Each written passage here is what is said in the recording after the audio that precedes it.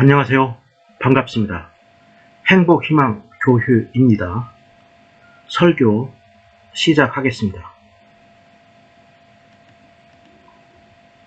성경 봉독 잠언 28장 27절.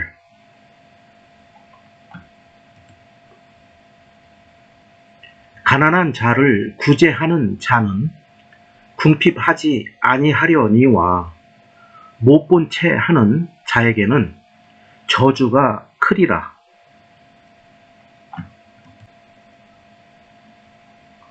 설교 복지 사각지대 발굴 시스템 빅데이터 기반 발굴 시작하겠습니다.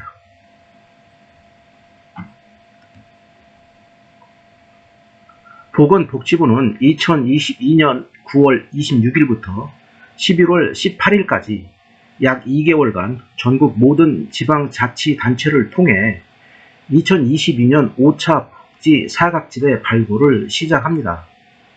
복지 사각지대 발굴은 매년 격월로 연간 6회 실시 중입니다. 이번 복지 사각지대 발굴은 단전, 단수 등 34종의 입수 정보를 분석하여 경제적 위기, 가능성이 높은 것으로 선별된 약 11만 명을 대상으로 실시합니다.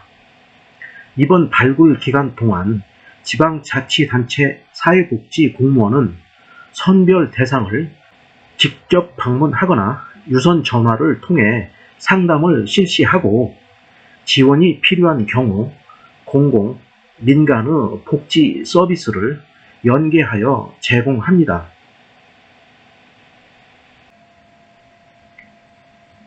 보건복지부는 이번 발굴에서 건강보험료 체납, 중증질환 보유 등 취약한 상황의 노인분들을 조사 대상으로 추가 선정하고 그간 복지 사각지대에 놓여 있던 가족 돌봄 청년 등 취약 청년도 조사 대상에 추가하였습니다. 구체적으로 중증질환 산정 특례 정보, 암질환, 뇌혈관, 심장질환, 희귀 난치성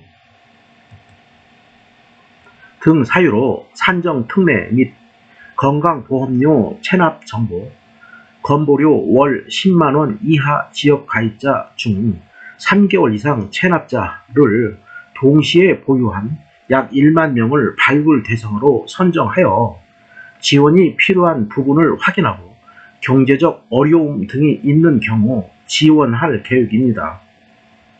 2022년 11월 14일에 시작되는 2022년 6차 복지 사각지대 발굴부터는 차세대 사회보장정보 시스템 신규 입수정보, 중증질환 산정 특례, 요양급여 장기 미청구, 장기 요양 등급, 맞춤형 급여 신청, 주민등록 세대원을 반영하여 복지 사각지대 발굴 기준이 되는 정보를 34종에서 39종으로 확대할 예정입니다. 또한 지난 4에서 5월 가족 돌봄 청년, 장애, 정신, 신체 질병, 약물 등의 문제를 가진 가족을 돌보는 청소년을 지칭하는 말로 해외에서는 소위 영 케어러라고 불림. 설문조사에서 지자체 지원 연계를 요청한 731명도 복지 사각지대 발굴 대상자로 선정하여 돌봄, 생계, 의료, 학습 등을 지원할 예정입니다. 각 지방자치단체 사회복지 공무원은 사각 지대 조사 대상자가 지원 필요성이 있는지를 확인하고 필요한 경우 공공, 민간의 복지 서비스를 연계하고 제공할 계획입니다. 복지 사각지대 발굴 시스템은 복지 사각지대를 보다 효율적으로 발굴하기 위한 보조적 수단으로 빅데이터 기반 발굴 시스템을 구축 2015년 12월부터 하였습니다.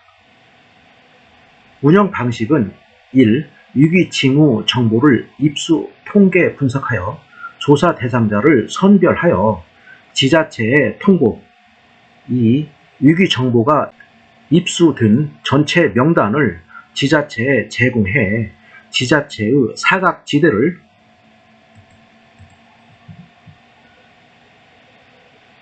발굴 지원 2020년 5월부터 합니다. 빅데이터를 활용한 복지 사각지대 발굴 업무 절차는 다음과 같습니다.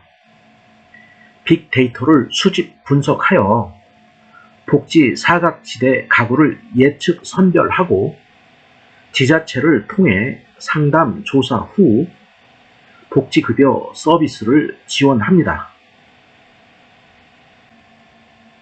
공공 빅데이터 활용, 위기가구 사전 발굴,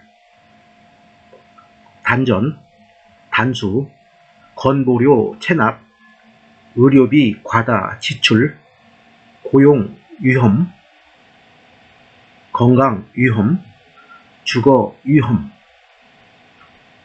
위기가구 선별, 가구 정보, 현장 확인, 생활실태 조사, 지원 여부 판단, 읍면동 담당자, 급여 서비스, 복지 지원, 복지 대상자.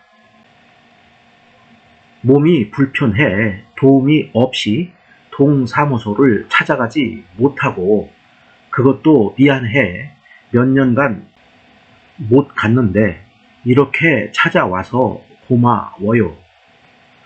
건강보험료 체납 독거 가구, 복지 지원, 건강보험료 지원 더하기 보건소 건강관리.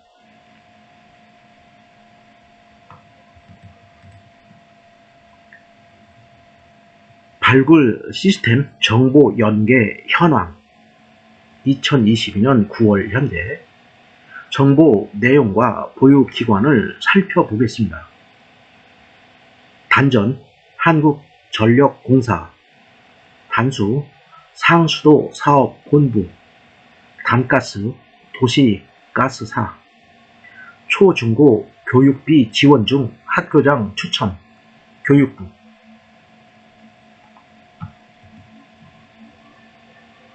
건보료 체납, 건보료 부과 내역, 건강보험공단, 기초수급 탈락 중지, 복지시설 퇴소, 보건복지부, 금융연체, 신용정보원, 통신비 체납, 한국정보통신진흥협회, 국민연금 보험료 체납, 의료위기 1. 의료비 부담 과다, 2. 장기 요양, 3. 중증 질환 산정 특례, 4. 요양급여 장기 미청구,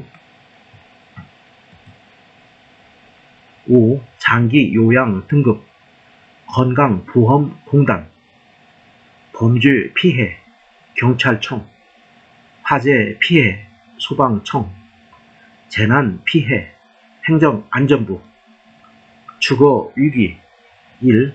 전세 기준 금액 이하, 2. 월세 기준 금액 이하, 3. 공공임대주택 임대료 체납자, 4. 공동주택 관리비 체납자, 국토교통부, 한국토지주택공사, 각 지방개발공사, 아파트관리사무소. 고용위기 1. 개별 연장 급여 대상자, 2. 실업급여 수급자, 임금 체불, 폐업, 3. 비자발적 사유로 고용보험 상실 후 재취득이 없는 자 중 실업급여 미수급자, 4. 일용근로자 중 실업급여 미수급자. 5. 산재요양 종결 후 근로단절자. 고용노동부 근로복지공단. 방문건강사업 대상 기저귀 분유 지원, 신생아 난청 지원, 영양 플러스 미지원, 맞춤형 급여 신청, 보건복지부, 전기료 체납, 한국전력공사, 자살 고위험군 자살예방센터, 내원사유 자해자살, 응급의료센터, 휴폐업자 국세청, 세대주가 사망한 가구, 주민등록 세대원, 행정안전부. 이상으로 복지 사각지대 발굴 시스템, 빅데이터 기반 발굴에 대하여 살펴보았습니다. 복지 사각지대 발굴 시스템이 복지 사각지대에서 어렵고 힘들게 살아가고 있는 사람들을 위한 체계적인 지원을 하는데 기여하기를 희망합니다.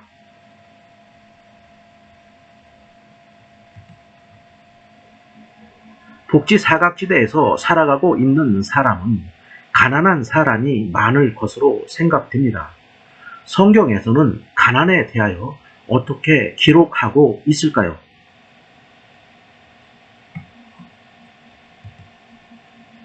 잠언 28장 27절. 가난한 자를 구제하는 자는 궁핍하지 아니하려니와 못 본 채 하는 자에게는 저주가 크리라. 이 구절은 가난한 사람에게 베푸는 사람은 부족할 것이 없으나 가난한 사람을 보고 못 본 채 하는 사람은 많은 저주를 받을 것이라는 의미입니다. 가난한 사람에게 베풀어 주면 내가 가진 것이 적어져서 내가 어려워질 것이라는 두려움이 생길 수 있습니다. 그 결과 가난한 사람을 도와주고 가난한 사람에게 베푸는 것은 쉽지 않은 일입니다. 그러나 성경에서는 가난한 사람들을 도와주는 사람은 궁핍하지 않고 모자라는 것이 없다고 기술하고 있습니다. 또한 내가 가진 재산을 보존하기 위해서 가난한 사람을 보면 못 본 채 하면서 도와주지 않아야 된다는 생각이 무의식적으로 떠오를 때가 있습니다. 그래서 가난한 사람에게서 멀리 떠나려고 합니다.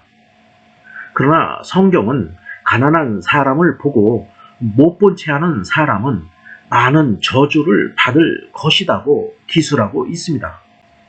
우리가 인생을 살아가는 동안 주변의 가난한 이웃에게 친절한 태도를 갖고 적극적으로 도와주는 삶을 살아가는 것이 성경의 가르침대로 살아가는 길입니다.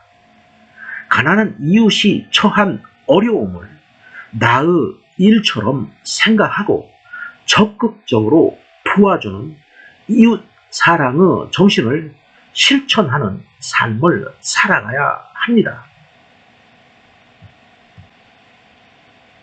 아울러 우리의 잘못을 용서해 주시는 예수님을 믿음으로써 구원받을 수 있다는 생각을 가지고 살아가야 합니다.